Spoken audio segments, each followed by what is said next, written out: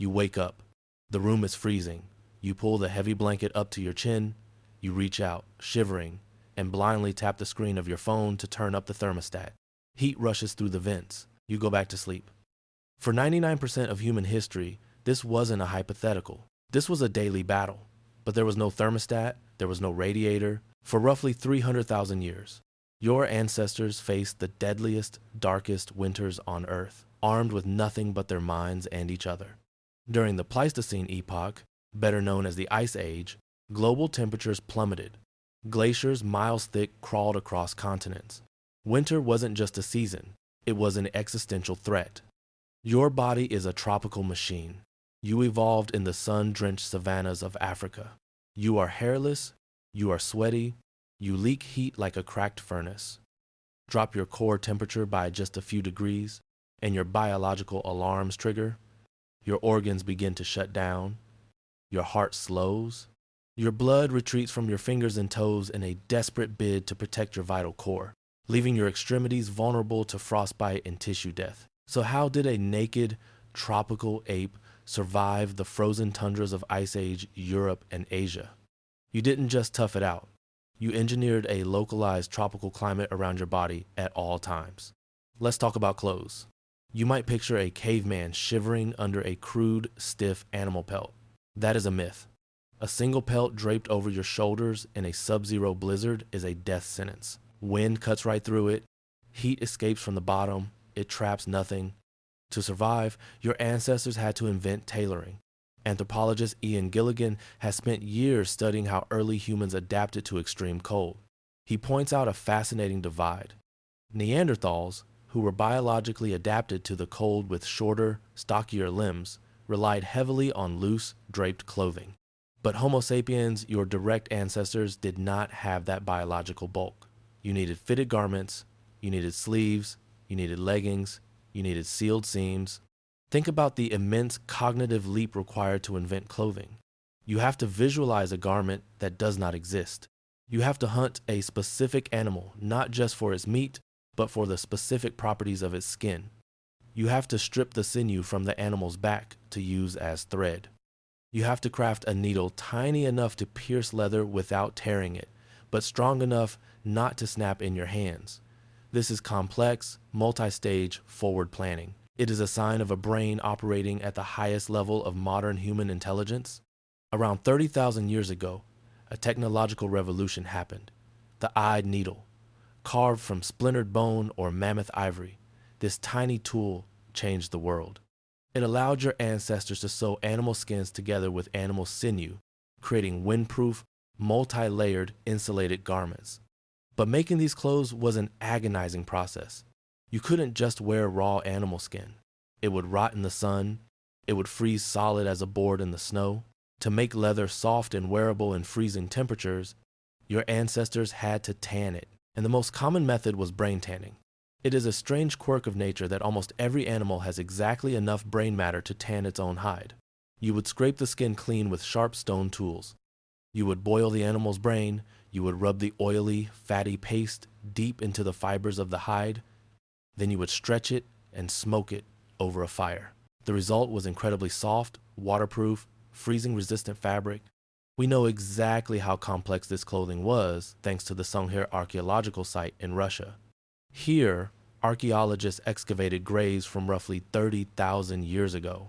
The skeletons were covered in thousands of carved mammoth ivory beads. These beads were originally sewn onto clothing that has long since rotted away in the earth. But based on exactly how the beads lay on the bones, researchers were able to reconstruct the garments. They wore fitted trousers. They wore tunic-like shirts. They wore skin-tight moccasins and heavy cloaks. They were dressed almost exactly like modern Arctic explorers. They didn't adapt to the cold. They carried their tropical climate with them. But keeping the cold out was only half the battle. You also had to keep the fire burning inside. Winter means death to the plant world. No berries, no tubers, no leafy greens. The landscape is locked in ice. Your ancestors had to rely almost entirely on meat, but lean meat alone will kill you. If you eat only lean meat, your liver cannot process the protein fast enough. You develop a condition called protein poisoning. In survival circles, it is known as rabbit starvation. You can eat 10 pounds of lean rabbit meat a day, and you will still slowly, painfully starve to death. Your body begins to consume its own fat reserves, then its own muscle, desperately searching for usable energy. Archaeologist John Speth has studied how ancient humans avoided this winter trap. The secret wasn't meat, the secret was fat. Fat is pure, dense, burning energy. In the depths of winter, animal fat was more valuable than gold. Your ancestors hunted large herbivores like mammoths, wild horses, and reindeer. But they didn't just eat the muscle. They smashed the thick leg bones with river stones to boil out the nutrient-rich marrow. They cracked open skulls to eat the fatty brains. They prioritized the fatty humps and the lipid-rich organs. They let absolutely nothing go to waste. But hunting in deep winter is unpredictable. Blizzards can rage for weeks. You cannot hunt in a whiteout. So how do you survive when the food stops moving? You invent the refrigerator. Ancient humans understood preservation. They dug deep pits into the permanently frozen ground, known as permafrost. They lined these pits with flat stones and packed them with surplus meat from the massive autumn hunts. The freezing earth acted as a natural deep freezer. When the blizzards howled and hunting was impossible, your ancestors didn't starve. They opened the earth and pulled out meat that had been perfectly preserved for months. But there was another survival tool, one that breathed and walked beside you. The dog. During the deepest, darkest periods of the Ice Age, a profound alliance was forged. Ancient humans didn't just domesticate wolves to help them hunt. They domesticated them for heat. In survival folklore, there is a phrase called a three-dog night. It means a night so bitterly cold that you need to sleep curled up with 3 dogs just to keep from freezing to death. Archaeologists have found evidence of early dogs buried with profound respect, sometimes even wearing their own primitive bone jewelry. These animals were not just pets. They were living, breathing heaters. They helped haul sleds of heavy meat across the snow. They barked to warn the tribe of approaching cave lions. And at night, their body heat radiating in the cramped mammoth bone shelter was the difference between waking up and freezing in your sleep. So let's reconstruct a day in the dead of an Ice Age winter. You wake up. You are inside a shelter, but you aren't in a cave. Caves are damp. Caves are drafty. Caves are often occupied by giant cave bears that want to eat you. Instead, you are out on the open tundra, inside a house made entirely of mammoth bones. At the Mezerich archaeological site in Ukraine, researchers discovered the remains of these incredible structures. Your ancestors took the massive jawbones of mammoths and interlocked them to create a solid foundation. They used towering, curved tusks to build a domed roof. They stretched heavy, brain-tanned hides over the bone frame, creating a dense, wind-proof tent. It is dark inside. Outside, the wind is screaming across the frozen steppe. The temperature is 40 degrees below zero, but inside, it is surprisingly warm. In the center of the shelter is a hearth. Wood is scarce on the frozen tundra. The trees died out thousands of years ago, so the fire is fueled by dried animal dung and the spongy, fat-rich inside of mammoth bones. Bone burns slow, bone burns hot. You are not alone. You are packed tightly with 20 other members of your tribe. You share body heat. You share food. You share stories.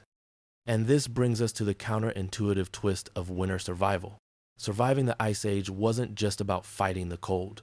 It was about surviving the boredom. For months at a time, the weather outside was too lethal for anything but quick excursions. You were trapped indoors. How do you keep a group of high-energy primates from tearing each other apart in a cramped, dark tent while the wind howls outside? You invent culture. Anthropologist Polly Wiesner has studied how modern hunter-gatherers use firelight. During the day, conversations are about economics, hunting, gathering, complaints, who owes who.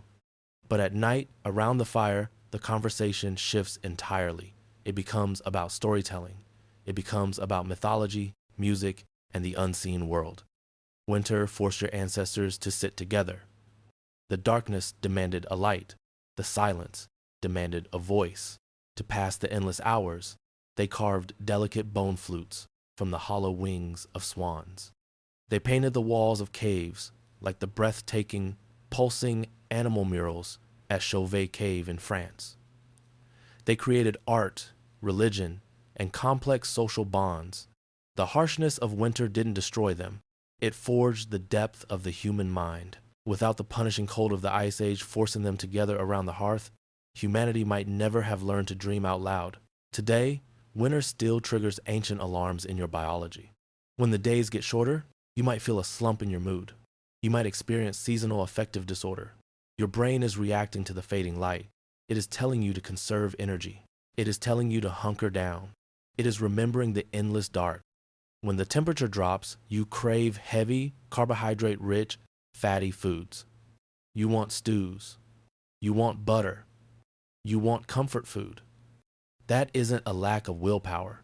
That is your Ice Age DNA screaming at you to build a layer of insulation. Your body still thinks the mammoth bone fire might go out. You are the descendant of the ultimate survivors. Your ancestors walked barefoot out of the tropics, stared down miles of crushing ice, and conquered the glaciers. They didn't just survive the deadliest winters in Earth's history, they used the cold to become fully human. So tonight, when the room is freezing, when you pull the heavy blanket up to your chin, when you reach out, shivering, and blindly tap the screen of your phone to turn up the thermostat, remember the fire, the fat, and the bone needles that got you here.